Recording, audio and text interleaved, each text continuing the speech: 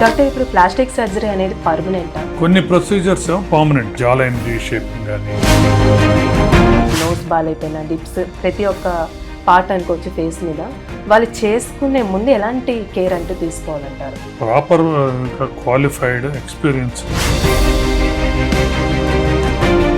ఎందుకంటే చాలాసార్లు వాళ్ళు అనుకునే రిజల్ట్ ఏజ్ దాటితే ఫేస్ మీద ముడతలంటూ న్యాచురల్గా సార్ మన చేసిన ప్రొసీజర్ బట్టి, ఫర్ ఎగ్జాంపుల్ ఫేస్ లిఫ్ట్ అనుకుందాం, ఒక 3 weeks ఇనీషియల్ రికవరీ. డయాబెటీస్ ఉన్న వాళ్ళు కూడా సర్జరీ చేయించుకోవచ్చు అంటారా? ఇప్పుడు మోడర్న్ లైఫ్లో చూస్తే డయాబెటీస్, హైపర్ టెన్షన్, ఎప్పుడైనా ఒక సర్జరీ అంటూ అది ఫెయిల్ అవ్వడం కానీ, అంటే కాంప్లికేషన్ లేని సర్జరీ ప్రపంచంలో లేదండి.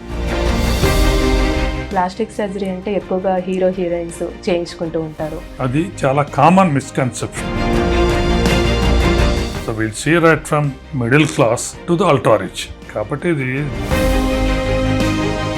హీరోయిన్స్ కూడా సేమ్ అదే ప్రాసెస్ ఏదో చేశారని కొన్ని డెత్స్ రిపోర్టెడ్ కదా.